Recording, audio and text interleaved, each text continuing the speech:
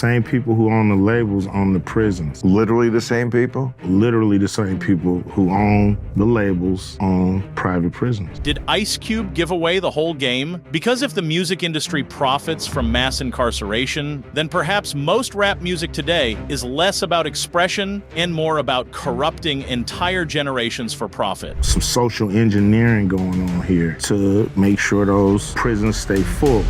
Subscribe to Elites Exposed for more, and tell me if you're also reading this the same way. But you said it's being done to divide us. Okay, by who? Who's doing it? Well, who benefits and profits off our bickering and our division? You know, it's like follow the money. I don't know their names, Bill, but if you follow the money, you go high enough, you start to see, okay, you know, this is an industry. Okay, let's take rap music. Let's take it. Same people who own the labels own the prisons. So literally the same people? Literally the same people who own the labels own private prisons. So, you know, it seems really kind of suspicious, if you want to say that word, that the records that come out are really geared to push people towards that prison industry. I did not know about this connection to the music industry, that it's the exact same people.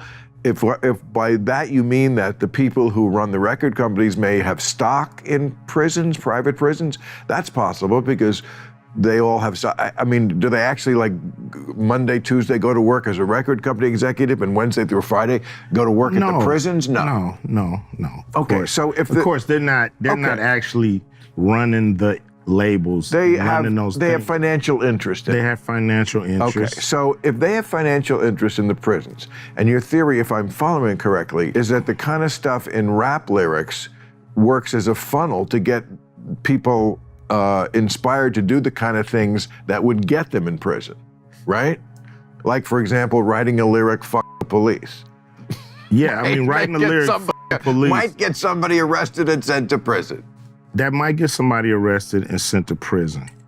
That's just one example, one record that the record company did not manipulate. You know, that's pure artistry. And remember, this is coming from someone like Ice Cube, who's practically one of the architects of West Coast rap over the last few decades. He's seen the belly of the beast from the inside, and seen how rap was turned from an anti-establishment battle cry to a degenerate money spinner for the same industry establishment. And that's where I think Bill Maher gets it wrong. It's a much more subtle, bottom-up process, where financial incentive structures and self-fulfilling prophecies nudge new rap artists in that direction if they want to get big. And don't get me wrong, I've got mad respect for rap culture in general because I know where it comes from. I understand how well it channeled the anger of Black America at racial injustice over the last century, and how it united a culture that the elites wanted to divide. But at some point, you have to understand the bigger game that's happened over the last 2 decades in particular. The shrewd capitalists and the record labels realized that even this anti-establishment sentiment in rap could be hijacked for profit. And once that happened, they would control a whole new generation of black men who grew up listening to increasingly poisonous themes that neutered the rebellious spirit that rap was always known for. Even artists like Killer Mike have talked about how commercialized and commoditized this new rap culture has become. Well, they already have a brand and a network. The Crips have built a brand over the last 50 years that's infallible. You know, kids know, like when Lil Wayne is hot, Levi's pop up and they have a red bandana in the right pocket.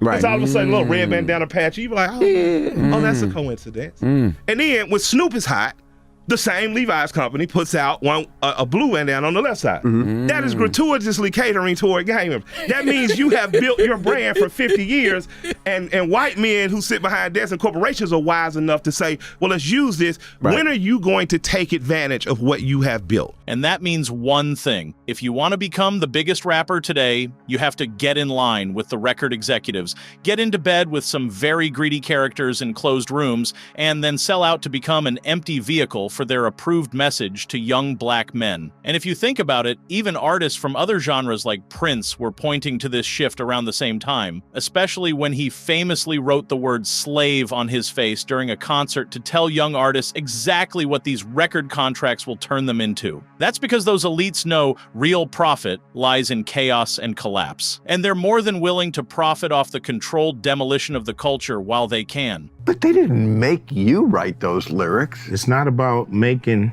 somebody write the lyrics. It's about being there as guardrails to make sure certain songs make it through and certain songs don't.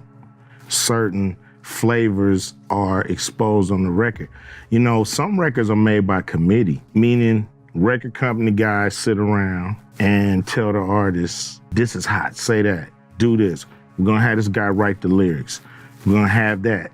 So the narrative is really kind of, structured and really made into what the record company want the record to be, and what a lot of artists are frustrated with this kind of music making. They feel like they're being controlled by the label. This is how they do it, telling you what songs to sing, what hooks to do. You can do your song, that's fine. That's an album cut. But the single is what we all say is the single. You have the record company pushing the narrative. And this to me is, some social engineering going on here to make sure those prisons stay full. Now, I think that engine of degeneracy that modern rap has become is now locked in a vicious cycle with the collapse of black communities. And it's all because rap culture itself has been corrupted and commodified like it never was before. And that's why I say it's a self-fulfilling prophecy. A whole new generation is raised with a rap culture that's nothing like the masculine and rebellious war cry decades ago. Instead, it's a bunch of talentless puppets reading pre-approved lyrics while serving the same system that their fathers fought against. A lot of this music nowadays, I think, is replacing like mothers, fathers, especially this rap culture. Yeah, 100%. Because who you like more?